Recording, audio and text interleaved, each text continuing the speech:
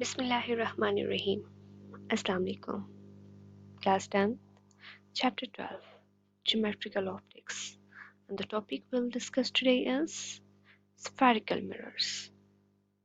Spherical mirrors. There are two types of the mirrors. One is concave and the other one is convex mirror. Okay. Concave mirror हमारे पास वो mirror है जिसकी inward curved side जो होती है वो reflecting होती है, वाइल कन्वेक्स मिरर में हमारे पास उसकी आउटवर्ड साइड जो होती है वो रिफ्लेक्टेड होती है। अब इनको समझने से पहले कि हमारे पास कौन सी साइड रिफ्लेक्टिव है और क्या है, we have to know about the certain points और certain terminologies that are center of curvature, focus, pole, focal length, radius of curvature, etc. So moving forward, सबसे पहले हम center of curvature की बात करते हैं। It is the center of the sphere of which the mirror is a part. यहाँ पे आप देखिए हमारे पास हम मिरर लेते हैं तो हम क्या करते हैं, एक स्फीयर ले रहे हैं, उसका जो दरमियाना पॉइंट है, the center point is called center of curvature. ठीक। The second point is radius of curvature. Radius of curvature क्या है, ये देखिए यहाँ सेंटर ऑफ कर्वेचर से लेके हमारे पास हाफ, ये जो आ रहा है half of the diameter, that is the radius of curvature. इसे क्या नाम दे दिया, radius of curvature. The third one is pole. It is the centre of the spherical mirror. हमारे पास पोल क्या होता है, सेंटर ऑफ स्फेरिकल मिरर। हम जब इसका सेक्शन लेंगे ना, we have to take the section of the spherical shaped mirror, ये उसका एक सेक्शन काटेंगे तो उस सेक्शन का जो हमारे पास मिड पॉइंट होगा वो हमारे पास क्या होता है, पोल होता है। as you can see here. Now the next is principal axis. Principal axis क्या होता है, it is a straight line passing through the center of line curvature and all. ये जो हमारे पास लाइन जा रही है that is principal axis, जो हमारे पास पोल, सेंटर ऑफ कर्वेचर और इन सब से गुजरती हुई जाती है x एंड y, ये हमारे पास क्या होती है, centre of curvature. Now you can see here कि जब हम कनकेव मिरर की बात करते हैं तो कनकेव मिरर में हमारे पास जो उसकी इनवर्ट साइड है वो क्या होती है, हमारे पास वो पॉलिश्ड होती है। Inside of the mirror is polished. ये किस में होता है, कनकेव में, ये देखिए। और यहाँ पे क्या है, हमारे पास इसकी आउटसाइड जो है वो पॉलिश्ड है। ठीक। Focus and focal length of the spherical mirrors. हम प्रिंसिपल फोकस की बात करते हैं कि अगर हमारे पास कनकेव और कन्वेक्स मिरर को हम लेते हैं तो उनकी क्या प्रॉपर्टीज लाइक आ जाती हैं। तो कहता है अगर हम कनकेव मिरर को लेते हैं तो कनकेव मिरर में हमारे पास जब लाइट की रेज को लेंगे तो वो हमारे पास कन्वर्ज हो जाएंगी, वो कन्वर्ज होके एक पॉइंट पे आ जाती हैं, फोकस पे आती हैं, प्रिंसिपल फोकस पे। जबकि हम कन्वेक्स को देखते हैं तो वहाँ पे हमारे पास जो रेस होती हैं वो डाइवर्ज होती हैं। ठीक है। The next one is focal length of spherical mirror. Focal length को बताता है, फोकल लेंथ होती क्या है। देखिए हमने सेंटर ऑफ कर्वेचर पढ़ा, सेंटर ऑफ कर्वेचर और पोल के दरमियान का जो डिस्टेंस है उसको जब हम हाफ कर देते हैं तो वो हमारे पास होती है फोकल लेंथ। ठीक। अब कहता है the radius of curvature is 2 times the focal length of an sphere. ये जो रेडियस ऑफ कर्वेचर होता है, फोकल लेंथ को हमने हाफ किया ना, तो आधा इस साइड आधा इस साइड, तो रेडियस ऑफ कर्वेचर हमारे पास 2 टाइम्स होता है। डिस्कसिंग द डिफरेंट सिचुएशंस कि अगर हमारे पास ऑब्जेक्ट डिफरेंट प्लेसेस पे हो तो हमें कैसा इमेज मिलेगा। तो कहता है कनकेव मिरर में अगर हम प्रिंसिपल एक्सिस के पैरेलल एक रे ले लेते हैं तो क्या होगा, आफ्टर रिफ्लेक्शन वो हमारे पास फोकस से पास करेगी। लेकिन अगर हम कन्वेक्स मिरर में ऐसा करते हैं तो कन्वेक्स मिरर में क्या होगा, वो डाइवर्ज हो जाएगी।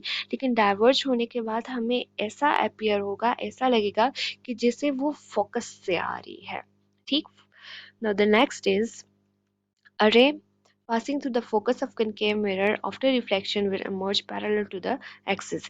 कि अगर हमारे पास कोई रे आती है और वो फोकस से पास करती है तो फोकस से पास करने के बाद वो क्या हो जाएगी, पैरेलल मूव करेगी। यहाँ पे पैरेलल आई थी, उसके बाद फोकस से मूव किया था, यहाँ फोकस से जा रही है और फिर पैरेलल हो रही है। सेम या जैसे यहाँ पे हो रहा था यहाँ पे भी वैसे ऑपोजिट हो रहा है कि यहाँ पे अगर रे हम ऐसे लेके आते हैं कि वो हमें फोकस पे जाती हुई अपीयर होती है तो उसके बाद क्या हो जाती है, पैरेलल हो जाती है। नेक्स्ट इज कि अगर कोई रे हमारे पास सेंटर ऑफ कर्वेचर से पास करती है तो हमारे पास it it will not change it path, वो अपना पाथ चेंज नहीं करती, उसका सेम पाथ रहता है हमारे पास आने जाने दोनों का, कनकेव मिरर में भी और कन्वेक्स मिरर में भी। कहता है कि अगर हमारे पास प्रिंसिपल फोकस पे आके एक रे पड़ती है विद अ सर्टेन एंगल, तो हमारे पास जितने एंगल से आएगी इतने ही एंगल से रिफ्लेक्ट होगी। लॉ ऑफ रिफ्लेक्शन, कनकेव में भी ऐसा ही होगा और कन्वेक्स में भी ऐसा ही होगा कि रे जितने एंगल से आएगी उतने ही एंगल से रिफ्लेक्ट बैक होगी। अब हम डिस्कस करते हैं कि अगर हम कनकेव मिरर में डिफरेंट पोजीशंस ले लेते हैं और फिर उस पर देखते हैं कि हमारे पास इमेज कैसी पोजीशंस देगा, इमेज कैसा बनेगा। तो सबसे पहले इन्फिनिटी में, beyond C, center of curvature में, between center of curvature and focal, and two other conditions. Now moving forward, देखिए अगर हम इन्फिनिटी पे लेते हैं किसी भी ऑब्जेक्ट को तो हमारे पास रेस आती हैं। तो हमने कहा था जब रे आएगी हमारे पास तो वो क्या करेगी, फोकस से पास करेगी, वो फोकस से पास होगी। अब जो प्रिंसिपल एक्सिस वाली थी वो हमारे पास जितने एंगल से आएगी इतने एंगल से जाएगी। तो इस तरह क्या होगा कि हमारे पास यहाँ पॉइंट बी प्राइम पे उसका इमेज बनेगा। अब कहता है वो जो इमेज बनेगा वो कैसा होगा, real and inverted, highly diminish point size, formed at focal. और किस पे बनेगा, फोकल पे बनेगा, फोकस पे बनेगा। नाउ बियॉन्ड सी, अगर हम किसी ऑब्जेक्ट को सेंटर ऑफ कर्वेचर से पीछे रख देते हैं तब क्या होगा। सेम आप जो हमने रेस पढ़ी उनको देखिए कि अगर हमारे पास पैरेलल रे आती है तो वो किससे पास होती है, फोकल से पास होती है। अब यहाँ पे देखिए हमारे पास सेंटर ऑफ कर्वेचर से जो रे जाती है, जहाँ से जाती है वहीं से आती है, तो ये दोनों रेस जहाँ पे मिलेंगी वहाँ पे इमेज बनेगा। So they are meeting between the centre of curvature and focal, focal point और सेंटर ऑफ कर्वेचर के दरमियान में मिल रही हैं। यहाँ पे हमारे पास इमेज बनेगा। अब कहता है ये जो इमेज बनेगा रियल, इन्वर्टेड एंड डिमिनिश्ड होगा। मूविंग फॉरवर्ड, अब कहता है अगर हम अपने ऑब्जेक्ट को सी पे, सेंटर ऑफ कर्वेचर पे रख देते हैं तो क्या होगा। कहता है हमारे पास जो इमेज बनेगा वो वहीं पे बनेगा उस ऑब्जेक्ट के जहाँ से रे आई, यहाँ से रे आई। अब रियल और इन्वर्टेड होगा, उसी सी पॉइंट पे सेंटर ऑफ कर्वेचर पे पड़ेगा और उसका साइज क्या होगा, they will be in the same size. Now four में क्या कहता है कि अगर हम फोकल और सेंटर ऑफ कर्वेचर के इन दोनों के दरमियान में ऑब्जेक्ट रखते हैं तो इमेज कैसा बनेगा। सो यू कैन सी यहाँ से लाइन पैरेलल की फोकल में जा रही है और यहाँ से जब हमारे पास लाइन जा रही है तो फोकस से पास हो रही है, तो उसका आने जाने का रास्ता एक हो गया। सो हमारे पास जो यहाँ इमेज बन रहा है वो क्या है, real, inverted, beyond C and the most important magnified, size में वो बड़ा होगा। नाउ अगर हम फोकल पॉइंट पे, फोकस पॉइंट पे रख देते हैं ऑब्जेक्ट को तो क्या होगा कि हमारे पास जो इमेज बनेगा, देखिए ये इन्फिनिटी पे जाके कहीं पे मैच होगा, बहुत बड़ा, हाईली मैग्नीफाइड। यहाँ पीछे क्या था, थोड़ी सी पीछे जाके ये हमारे पास टच हो गई थी लाइंस, इन्होंने एक दूसरे को इंटरसेक्ट कर दिया था। यहाँ हमें बहुत बियॉन्ड जाना पड़ेगा, तो ऑफ कोर्स फिर हमारे पास इमेज जो होगा वो हाईली मैग्नीफाइड होगा। और कहता है हमारे पास बनेगा कहाँ पे, इन्फिनिटी पे, रियल एंड इन्वर्टेड। अब हम कहते हैं जब हम फोकल पॉइंट पे और साथ में ले देते हैं प्रिंसिपल पे, इनके दरमियान में, तो हमारे पास इमेज कहाँ पे बनेगा। तो कहता है हियर हमारे पास जो इमेज बनेगा वो कैसा होगा, वर्चुअल होगा and erect. And we know that virtual image क्या होता है, जो बियॉन्ड हमारे पास जो स्क्रीन होती है उसके बनता है, बिहाइंड द मिरर, और क्या होगा, मैग्नीफायर्ड होगा, बड़ा होगा अपने रियल साइज से। सिंपली यहाँ आपको ग्राफ दिया हुआ है, टेबल बना के दिया हुआ है, सॉरी। तो उससे आप देख सकते हैं कि आपका जो इमेज है उसमें ऑब्जेक्ट की पोजीशन, इमेज की पोजीशन कहाँ पे है और उसके साइज के साथ क्या होगा और उसकी नेचर क्या होगी। यू कैन इजीली यहाँ से नोट डाउन कर लें और ये आपके पास ऑब्जेक्टिव के लिए बहुत इम्पोर्टेंट है।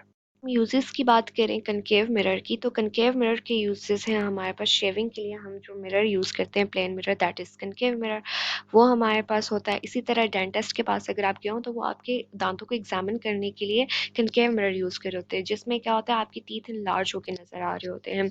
इसी तरह टॉर्चेज और गाड़ियों की हेडलाइट्स में जो हमारे पास मिरर यूज़ हो रहा होता है, दैट इज़ कनकेव। अब हमारे पास सोलर फर्नेसेस को, अब हमने क्या कहा था कि हमारे पास कनकेव मिरर मिरर क्या करता है, हमारे पास ये फोकस कराता है, ऐसे ही होता है ना। तो जब ये फोकस कराता है तो जितनी रेस आती हैं वो हमारे पास एक जगह पे फोकस कर रही हैं, तो क्या होता है कि हम हीट कैप्चर करने के लिए भी इसका यूज़ करते हैं। मैक्स मिरर के लिए we will discuss only two, कि अगर हम क्या करते हैं इन्फिनिटी पे रख देते हैं कोई भी ऑब्जेक्ट, तो क्या होगा कि जब उसका इमेज हमें मिलेगा that will be virtual erect behind the mirror, हमारे पास बिहाइंड द मिरर बनेगा, यहाँ देखिए, और हाईली डिमिनिश्ड होगा, राइट। और अगर हमारे पास between the infinity and P हमारे पास फोकल पी जो हमारे पास फोकल पॉइंट है उसके और किसी दूर जगह पे रख देते हैं, तो क्या होगा, तब हमारे पास जो इमेज बनेगा वो virtual erect behind the mirror, behind the mirror में भी between the P and F होगा, ठीक, और डिमिनिश्ड होगा। ना यूजेस की तरफ चले जाते हैं, तो कहता है यूजेस क्या हैं, कि हमारे पास ये यूज होता है रोड पे, जहाँ पे हमें मोड़ वगैरह होता है ना, अक्सर आपने ट्रैवल किया होगा, तो गाड़ियों के जो मोड़ होते हैं खतरनाक मोड़, तो वहाँ पे हमारे पास ये यूज़ करते हैं, क्योंकि ये लार्ज एरिया को ले रहे होते हैं, एक बहुत बड़ी जगह यहाँ पे छोटे से मिरर में नज़र आ रही होती है। आपने गाड़ियों के साइड का व्यू मिरर जो होता है उसमें भी देखा होगा कि आपको सारे का सारा व्यू नज़र आ रहा होता है, वो हमारे पास कन्वेक्स मिरर होते हैं। अब दुकानों वगैरह में भी हमारे पास ये लगे होते हैं शॉप्स में, उसमें भी क्या होता है कि लार्ज एरिया को ये कवर कर रहे होते हैं। So it was all about the spherical mirrors, और फिर हमने उनकी टाइप्स को डिस्कस किया, उसके यूजेस को डिस्कस किया। Hope so it is clear, and if not you can ask. Thank you, अल्लाह हाफिज़।